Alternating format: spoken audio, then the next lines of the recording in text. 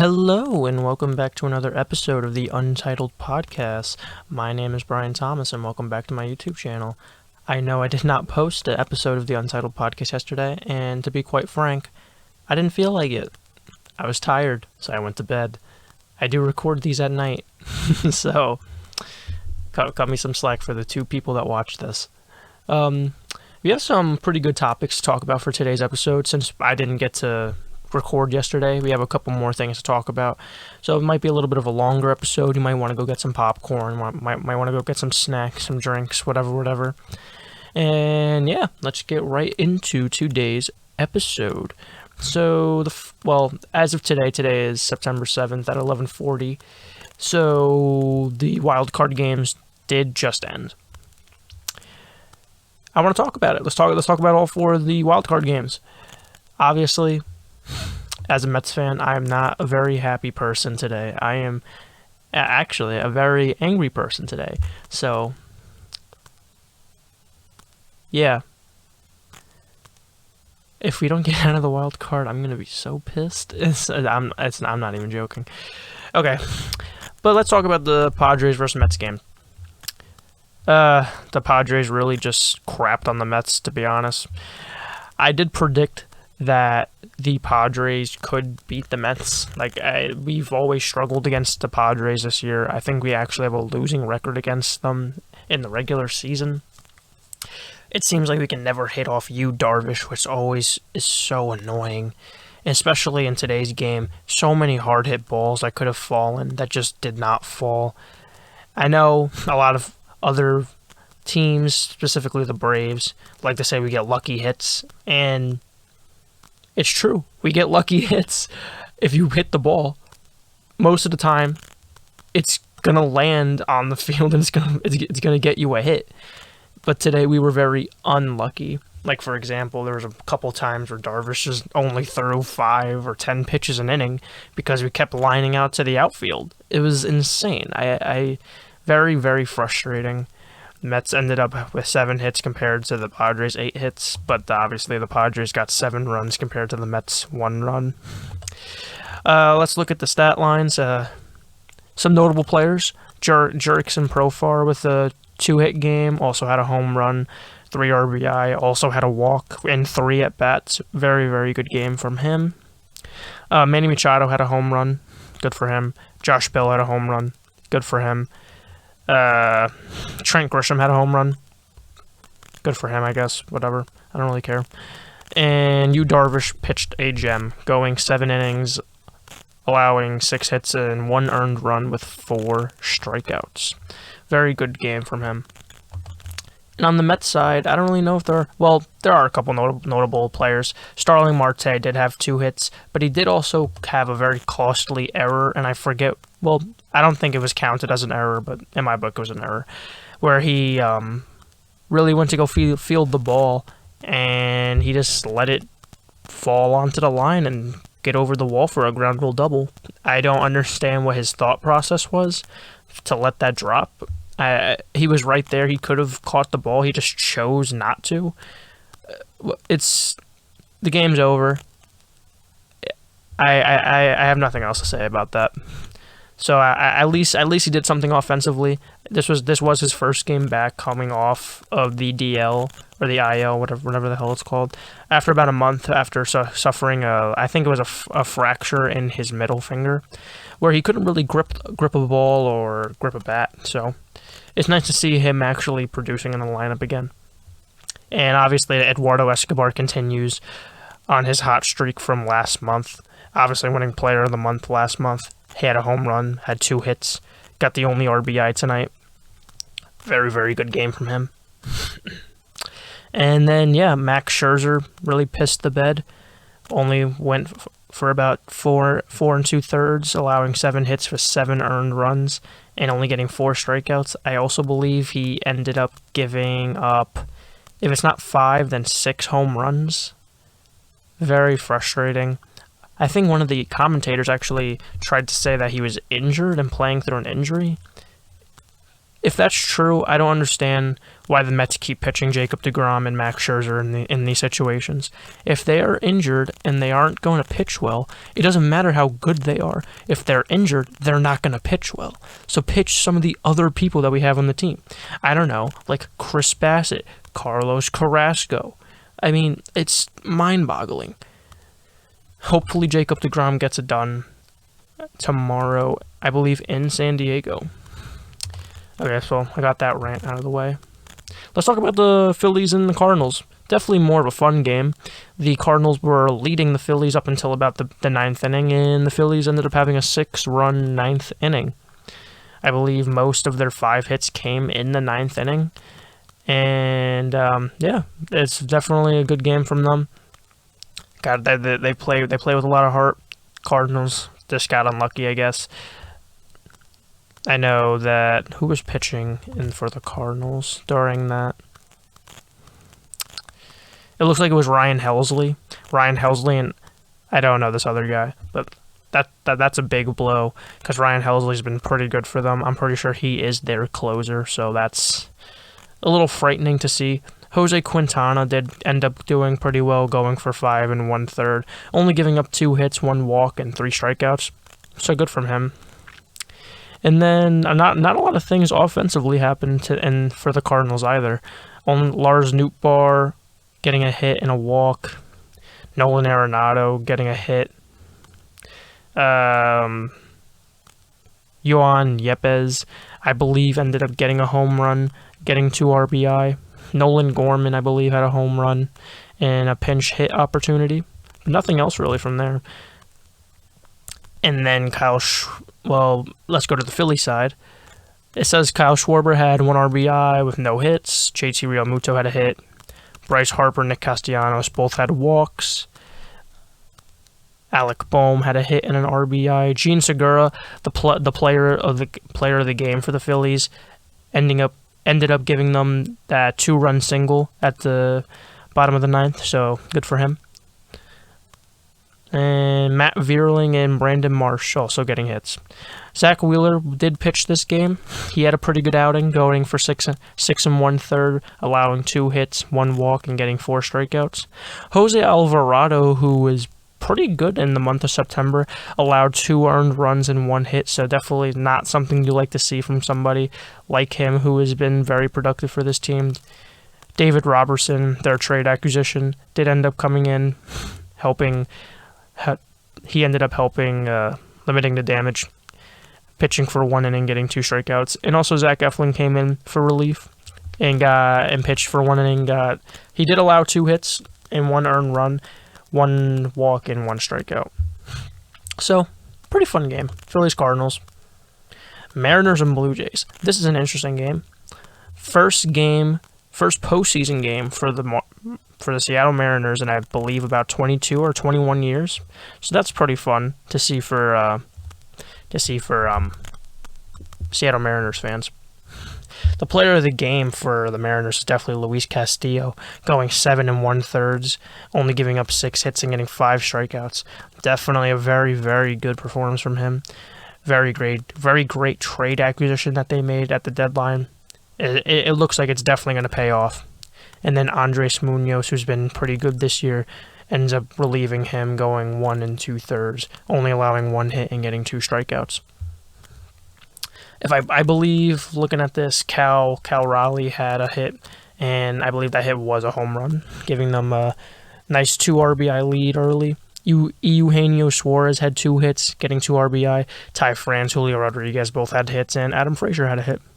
Obviously, a lot of the role players are doing a lot of the work. Obviously, you want to see people like Julio and Ty France really doing well in that lineup.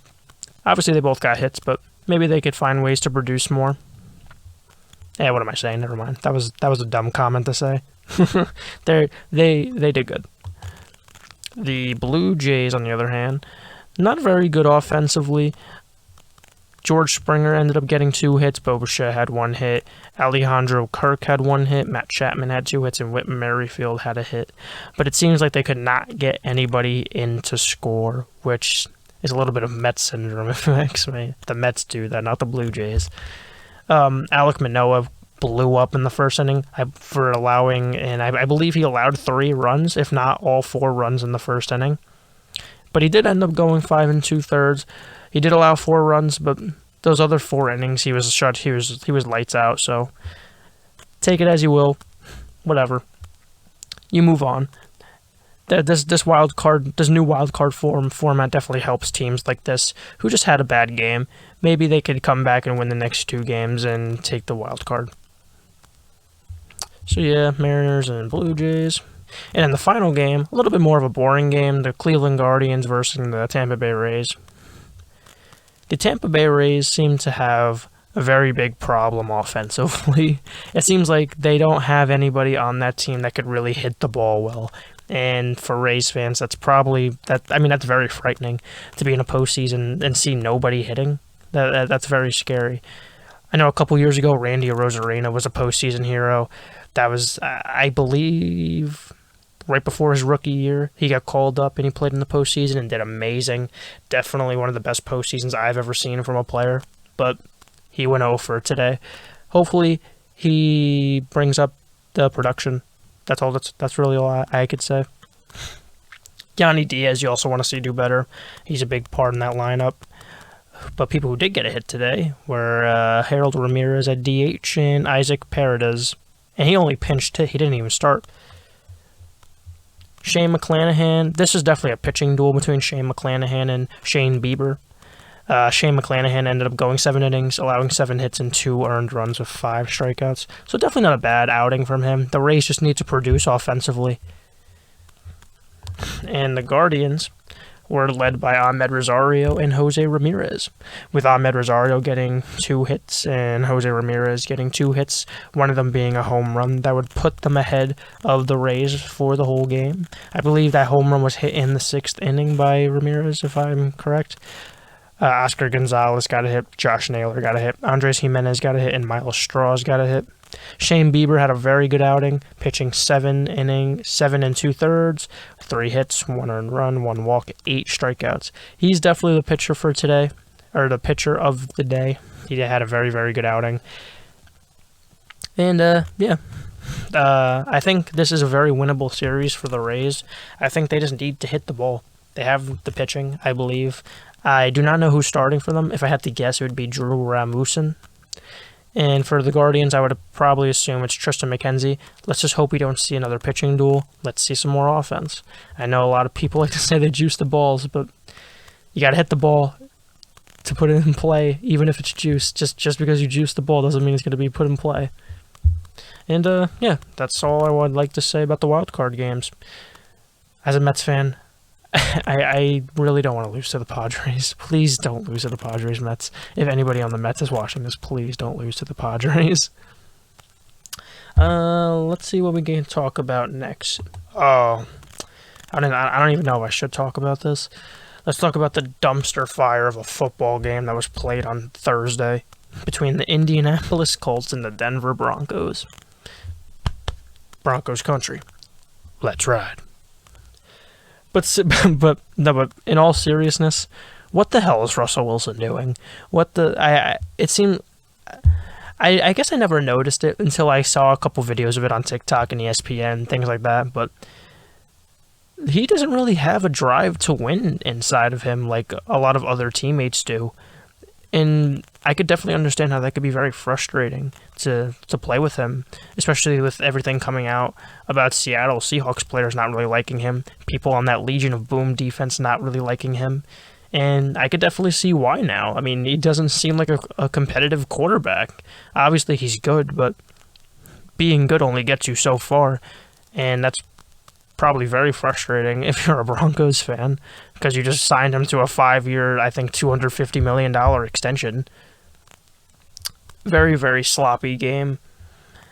I guess you could say it was a defensive duel, but I wouldn't even say that. This is just a really bad game from both teams. I guess I'll go through the stats. Matt Ryan threw for 26 completions, 250 yards, and 2 interceptions. No touchdowns. Deion Jackson, they ended up giving the ball more to with Jonathan Taylor being out. He had 13 carries for 62 yards, whatever. Phillip Lindsay had 11 carries for 40 yards. Whatever. Alec Pierce ended up getting most of the receiving yards with 8 receptions for 81 yards. Michael Pittman getting 5 receptions for 59 yards. He's on my fantasy team, so that kind of screwed me over. I had him in my flex this week. I did think he was going to get more receptions, but whatever. We move on. Stephon Gilmore and Rodney Thomas on the defense also getting Stephon Gilmore getting an interception and Rodney Thomas getting an interception, so good for them. And DeForest Buckner also got 2 sacks. But besides that, nothing else really happened on defense.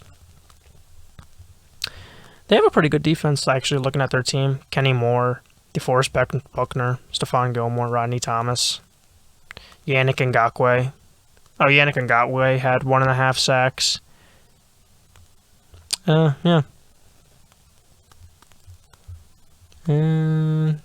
I really don't want to talk about this game. Okay, and let's look about the Broncos. For Russell Wilson, he ended up throwing for 21 completions. He had 274 yards with 2 interceptions. So not much better than Matt Ryan, which he should be doing. He should be doing a lot better than Matt Ryan. Melvin Gordon got 15 carries for 54 yards. Very bad from him. He definitely needs to step up in that offense, especially with Javonte Williams being out. Very disappointing to see there. Cortland Sutton got most of the receptions for this game. He had 5 receptions for 74 yards. Jerry Jeudy had 3 receptions for 53 yards. And then Melvin Gordon was tied for the second most receptions with 3 for 49 yards. But another big play of the game in overtime, one of the last plays, Russell Wilson had KJ Hamler open in the end zone, and he just didn't give him the ball. I know there's a big video going around of KJ Hamler really slamming his helmet on the ground and being very, very frustrated. And I completely understand where he's coming from. That's really sad to see. I really hope this was a fluke game from the Broncos because I like the Broncos. I mean, Broncos country, let's ride. I mean, but I mean, Russ isn't cooking. If anything, I don't know if he's trying to microwave. I don't know if he's crock-potting. I do not know what Russ is cooking, and that is very scary. But, yeah, the defense did whatever. Bradley Chubb had 2.5 sacks. Good game from him. DJ Jones had a sack. Baron Browning had 1.5 sacks. Caden Stearns had 2 interceptions. I have never heard of him. Maybe that's a guy to keep our eyes on. Very big defensive game from both teams. Both of the defenses looked pretty good today. Or pretty good yesterday, whatever. But very, very bad Thursday night football game. Hopefully we don't see any more NFL games like this. No touchdowns were scored. Not very fun. And let's see what I got next. Ooh. I don't know. I mean, if you've been living under a rock, you probably don't know this, but the Golden State Warriors had a practice about a couple days ago, and there was a pretty heated confrontation between Draymond Green and Jordan Poole.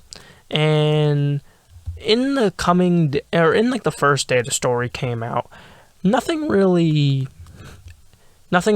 suggested that anybody was hit or anything physical happened. It seemed like it was a very verbal confrontation that just happens at practice. I mean, stuff's gonna happen. I mean, it's whatever. But then the video from TMZ came out, and we see them chirping at each other, whatever stuff we expect. And then Draymond Green gets in Jordan Poole's face, and Jordan Poole's like, "Nah, I'm not about that," and he pushes him back, and Draymond Donkey Green comes up and throws him with one of the hardest right hands I think I've ever seen a basketball player throw in my life. Whoever said basketball players are soft, look at that video. Or just, I don't know. I mean, god damn. You see Jordan Poole's lights go out. Like, it was insane. Obviously, if you haven't seen the video, go on TMZ. I'm pretty sure they still have it up. Whatever. I mean, as of now, I believe Draymond Green has apologized to the team and Jordan Poole, and I think they're talking about giving him some sort of disciplinary action, but nothing serious. Like, I don't think he's going to miss any games. He'll probably just get fined. Whatever. Not that big of a deal, but something interesting to talk about. Hopefully this doesn't bleed into the Warriors season. I know the Warriors are very, very high on Jordan Poole. They do not want him to leave, but they're also trying not to give him a max extension, so we're going to have to see which side gives. If Jordan Poole ends up playing really good, he's going to deserve that max extension. But to be quite honest, I think he deserves the max extension already because he's a great sixth man. I mean, hell, I think he could even start over Klay Thompson, to be honest. Klay Thompson doesn't really do anything anymore. I think he could be a pretty good super sub, too. Get some points off the bench. But to be honest, I'm not that big of a basketball fan, so maybe I'm just chatting, and I don't really know what I'm talking about. Not that big of a deal. What else could I talk about? Ooh. Another interesting topic. I definitely didn't. This is when I saw this, I thought it was fake, but it is very real. According to sources on the Jake Paul and Anderson Silva fight card on the undercard, we are going to see Le'Veon Bell in his first pro boxing fight, fighting Uriah Hall. Now I know I said Le'Veon Bell's first pro boxing fight. Apparently, the fight that he had with Adrian Peterson wasn't official for some reason. I don't know. Boxing's weird. But I didn't even know Uriah Hall was out of his contract with the UFC. Like, I did. It's whatever. I guess I could give a prediction. If Uriah Hall doesn't absolutely beat Le'Veon Bell into a pulp, I would be very surprised. I mean, Le'Veon Bell is not a fighter. Uriah Hall is a fighter. I mean, obviously, Le'Veon Bell looked pretty good against his fight with Adrian Peterson, but Adrian Peterson is an old man who used to play football. He was never a boxer.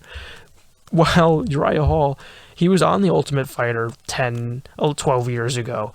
He's been fighting with top competition. I mean, hell, I just checked his record a couple minutes ago, and in 2020, he beat Anderson Silva, the person who's headlining that event. I mean, this is insanity.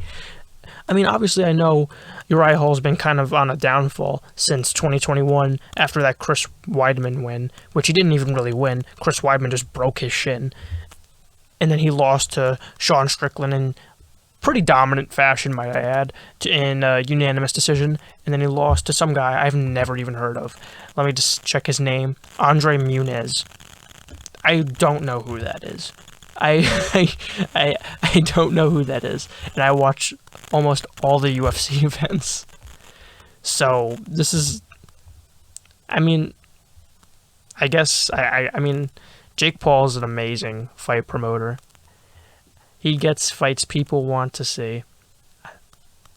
I mean, I don't know if I'm allowed to say this, but I'm gonna watch the fight, but I'm not gonna watch the fight, if you get my drift. Yeah, I guess my prediction, if Uriah Hall doesn't knock out Le'Veon Bell, Elbozo, ratio Uriah Hall. I mean, I don't know what else to say. Obviously, I'm kidding. Uriah Hall could beat me in pretty much everything. So, if he is watching this, I'm just kidding. Elbozo. If you lose Le'Veon Bell, Elbozo. Okay, and let's get into one of our final topics. Ooh, the review of the Mario movie trailer. Now, there's one thing I just want to get off my chest. I think that this movie has an amazing cast. I think that Jack Black playing Bowser is amazing. He sounds amazing in the trailer. I forget the guy who plays Toad, but he sounded really good as Toad. And I definitely predicted that Toad was going to be more of a comic relief character because this guy, Keegan oh Jesus Christ, Keegan Michael Key. There I go, Keegan Michael Key. Obviously, he's part of Key and Peele, very famous comedy group, and Yeah, the animation also looks great. It really seems like Nintendo put their foot down on the Illumination's animation style, and it seems like they are staying accurate to the games, which is very, very nice to see. The animation looks amazing. It looks really good. We also got a release date, and it's releasing on April 7th, 2023. I will definitely be seeing the movie. Definitely looks like a very good movie. And I think there was something else I want to talk about. Oh, I don't understand all the hate that Chris Pratt is getting. Like, I don't understand. It seems like he was destined, the internet was destined to kind of shit on this guy for no reason. I mean, he got the part to play Mario. I mean, if I got offered to play Mario, I would play Mario. Are you kidding? I'm not even Italian. I would play Mario in a heartbeat, as would most people. And I think he was just put in a spot where he could not win. I mean, if he just talked in his normal voice, you'd be like, oh, this is just Chris Pratt. But if he did an Italian accent, you'd be like, oh, well, he's not Italian, so you're not representing the Italian community. Blah, blah, blah, blah, blah. Well, first, before I say that, let me make sure he's not Italian. Quick Google search. Is Chris Pratt Italian?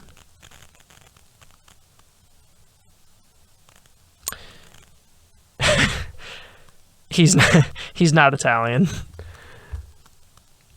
So I guess what I said before is still right.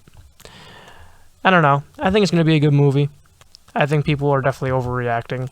I think they're giving it a little bit of the Sonic treatment. A lot of people also aren't very happy with the way that Mario looks. I think he looks just fine. Like, they didn't even really change anything of what he looked like. He still has his blue overalls and his red shirt on, his red hat. Like, if anything, he got like chubby cheeks. I mean, that's literally it. But yeah, it should be a good movie. I'm excited to see it. And yeah, I think that's the last thing I want to talk about for today. Once again, sorry for not posting a podcast episode yesterday. Like I said, I just didn't feel like it. I didn't really have a lot of content to talk about, but I feel like today was a pretty good episode. We got a nice long episode out of it. To the people that are watching this, please subscribe and also like the video and share this with a friend. It helps a lot. I would really appreciate it if you did it, but if not, it is what it is. If anybody watches Troy Down, it is what it is. Okay, well, I hope everybody has a very good day. I hope that you've reached all your goals that you wanted to get to for this week, and I hope you have a very good weekend on this fine Saturday afternoon when this will be posted. Later.